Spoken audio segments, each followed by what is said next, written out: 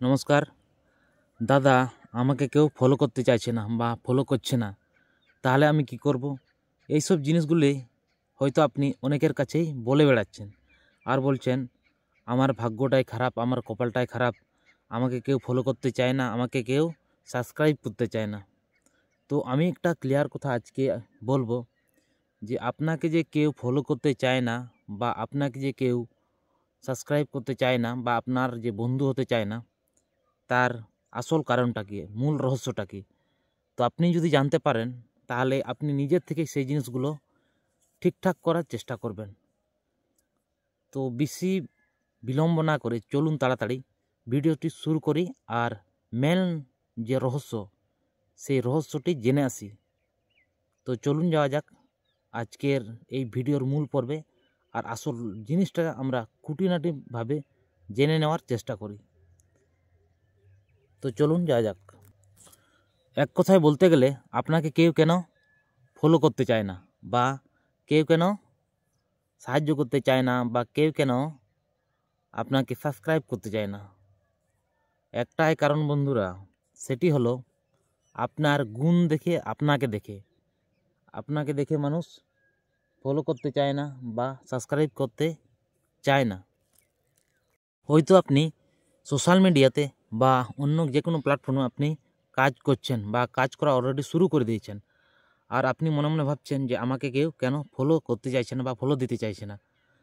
তো আমরা প্রায় দেখি যে আমাদের যে বড় বড় স্টারগুলো, যে তারকাগুলো, আমরা কিসের জন্য ফলো করে থাকি?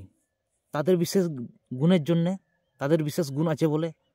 সি রোনাল্ডো তো একজনে আছে, সি রোনাল্ডোর মতো তো আর অন্য কোনো প্লেয়ার নেই, তাহলে তার স্পেশাল কোয়ালিটির জন্যে, স্পেশাল স্কিলের জন্য তাকে আমরা ফলো করে থাকি। লায়নেল মেসি তো আছে, কিসের জন্য ওনাকে আমরা ফলো করে থাকি? একটার জন্যে যে ওর মধ্যে একটা বিশেষ স্কিল আছে, সে ভালোভাবে ফুটবলটা খেলতে পারে। এই স্কিলের জন্য মানুষ কিন্তু সারা বিশ্বে ওকে চেনে। আমরা বিরাট কোহলিকে কেন ফলো করি? বিরাট কোহলিকে এই জন্যই আমরা ফলো করি যে বিরাট কোহলির মধ্যে একটা প্রতিভা আছে, সে ধৈর্য সহকারে একটা খারাপ ম্যাচেও জিতিয়ে দিতে পারে, এই কোয়ালিটিটা আছে। আরও অনেক অনেক প্রতিভাবান মানুষ আছেন যারা আমাদের মধ্যে পরিচিত। তো প্রত্যেক কন্টেন্ট ক্রিয়েটররা, প্রত্যেক ব্যক্তিকে আমরা একটা জিনিসের জন্যেই চিনি, তার কোয়ালিটি, তার স্কিল, তার প্রতিভার জন্যে। আর আপনি বলছেন যে আমাকে কেউ ফলো করছেন, আপনাকে ফলো করবে কেন? আপনার মধ্যে কি এমন দক্ষতা আছে যে আপনাকে ফলো করতে যাবে? কি এমন প্রতিভা আছে, কি এমন স্কিল আছে, কি কি এমন মানে কি আপনি মানুষের কাছে কী সব আপনি করতে পারেন? অর্থাৎ আপনার কাছে যদি কোনো প্রতিভা না থাকে, তো এক কথায় বলা যায় যে আপনাকে কেউ ফলো করতে চাইবে না। আর ফলোই করবে কেন? আপনি কি দিতে পারছেন ওদেরকে? অর্থাৎ আপনি ধরুন একজন কন্টেন্ট ক্রিয়েটার, আপনি যেমন তেমন ভিডিও বানিয়ে যাচ্ছেন। এই যুগের মানুষরা এতটাও বোকা না যে আপনার যে কোনো ভিডিওকেই অ্যাকসেপ্ট করে নেবে আর ভালোবেসে আপনাকে 1 লাখ সাবস্ক্রাইবার পৌঁছেই দেবে। এটা কিন্তু কোনোদিনও হতে পারে না। আপনি যদি মনে করেন যে আমি যেমন ভিডিও বানাবো আর আমাকে যে কেউ ফলো করে দেবে, এটা ভাবলে কিন্তু ভুল হবে। একটা জিনিস মাথায় ঢুকিয়ে নিন, আপনার মধ্যে যদি কোনো স্কিল না থাকে তাহলে তাড়াতাড়ি স্কিলগুলো শিখুন আর কাজ করা শুরু করুন। আপনি যদি কোনো নন স্কিল ভিডিও বানান তাহলে আপনাকে কেউ ফলো করতে যাবে না, পরিষ্কার কথা। আর যদি কথার জড়তা থাকে অবশ্যই সেটাকে কাটিয়ে তোলার চেষ্টা করুন। ডে বাই ডে যদি ভিডিও আপলোড করেন তাহলে অবশ্যই আপনাকে ভালোবাসবে, আপনার ভালো লাগবে, ভালোবাসবে, সবাই ভালোবাসতে বাধ্য হবে আপনার মধ্যে সেই স্কিলগুলো দেখে।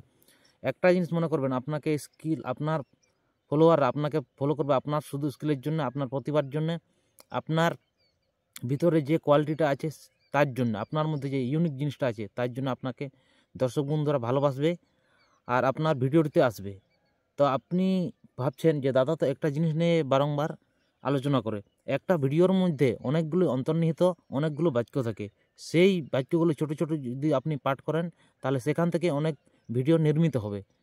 অর্থাৎ একটা ভিডিওর মধ্যে অনেকগুলো পার্ট, অনেক ভালো মন্দ দিক সবগুলোই আলোচনা করতে হয়, তার জন্য সব জিনিসগুলো তুলে ধরা একান্ত প্রয়োজন, তাহলে খুঁটিনাটি বিষয়টা সবাই জানতে পারে আর বুঝতে পারে। তার জন্য আমি বলবো যে সমস্ত বিষয়টা আপনাদেরকে তুলে ধরতে হবে আর বলতে হবে। হয়তো আপনি একটা জায়গাতে ভিজিট করলেন আর বললেন যে এই জায়গাটা এই সেই এই হ্যালো গাইস এরকম করলে কিন্তু হবে না। আমি একটা কথা বলবো যে আপনি যদি সেই জায়গাটার পুরো বিবরণ আর কোথায় থাকবেন না থাকবেন আর কোথা থেকে আসবেন, কত ভাড়া, সমস্ত জিনিসটা যদি আপনি তুলে ধরতে পারেন, তাহলে আপনি দেখবেন আপনার ভিডিওকে অনেক বন্ধুরা ভালোবাসবে। আরেকটা কথা বলি যে ধরুন সোশ্যাল মিডিয়াতে এখন অনেকেই ভাইরাল হচ্ছে কিন্তু তার প্রতিভার জন্যেই। সে ভালো নাচতে পারে, সে ভালো গাইতে পারে, সে ভালো কবিতা বলতে পারে, সে ভালো খেলতে পারে, সে ভালো কমেডি করতে পারে, সে ভালো মিমিক্রি করতে পারে, সেই জন্য ওকে ভালোবাসছে। এই নয় যে শুধু বিনা পরিশ্রমে সে কাজটা হয়েছে, এটা বললে কিন্তু ভুল হবে। একটা যে ডান্সের ভিডিও, একটা যে 5 মিনিট, একটা আপনি একটা ভেবে দেখুন, একটা যে ডান্সের একটা 5 মিনিটের ভিডিও, সেটা করতে কতটা মেহনতের দরকার হয়। কস্টিউম, আপনার ডান্স, আপনার প্র্যাকটিস, আপনার লোকেশান, বিভিন্ন কিছু ম্যাটার করে, ঠিক আছে। এবং অ্যাক্ট্রেস সেখানে আবার টাকাও ঢালতে হয়। তাহলে 5 মিনিট ভিডিওর জন্য এতটা খাটতে হয় যদি, তাহলে আপনি ভাবছেন যে আমাকে ফলো করছে না কেন? আপনাকে ফলো করবে, একদিন ফলো করবে জরুর। আপনার কোয়ালিটিগুলোকে বাড়ান, স্কিলগুলোকে বাড়ান। আপনি যে ক্যামেরার পেছন থেকে যে আপনি কাজগুলো করছেন, মানুষকে প্রোভাইড করছেন, সেই জিনিসটা যাতে ভালো হয়, প্রেজেন্টেশন হয়, এন্টারটেনমূলক হয়, আপনার সেই জিনিসটা যদি দেওয়ার ক্ষমতাটা ভালো থাকে, তাহলে একদিন না একদিন দেখবেন অনেক দর্শক বন্ধু আপনার ভিডিওর মধ্যে ভিড় করবে আর প্রচুর পরিমাণে সেখানে আসবে, আপনার ভিডিওটিকে ভালোবাসবে। আমি বারবার বলি, আপনার মধ্যে কোয়ালিটিটা বাড়ান, স্কিলটা বাড়ান, প্রতিভাটা বাড়ান, তাহলেই মানুষ ভালোবাসতে বাধ্য হবে। একটা স্কুলে আমরা তো দেখেছি যে প্রত্যেক টিচাররা পড়ান, এক সাবজেক্ট কিন্তু একই থাকে, ইতিহাস ভূগোল যাই বলুন না কেন, কিন্তু তাদের পড়ার ধরনটা আলাদা আলাদা। তাদের মধ্যে বিশেষ স্কিল আছে বলে তারা কঠিন বিষয়টিকেও সহজ করে ফেলে, আর সেই জন্যে প্রচুর পরিমাণে সেখানে ছাত্রছাত্রীরা পছন্দ করতে শুরু করে, লাইক করতে শুরু করে সেই স্কুল টিচারটিকে।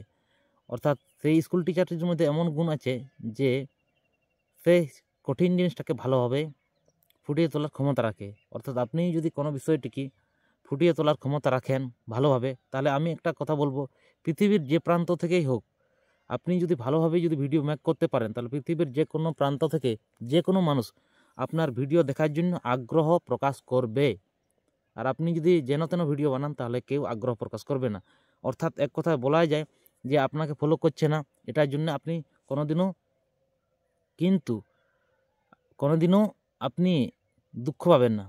দুঃখ পাওয়ার আগে আপনাকে এটা চিন্তা করতে হবে যে আপনার ভিডিওর জন্য যদি আপনি দর্শক বন্ধু হতে পারেন, বা আপনার ক্রিয়েটের জন্য যদি আপনি দর্শক বন্ধু হতে পারেন, তাহলে আপনি আপনার ভুলগুলো ধরতে পারবেন।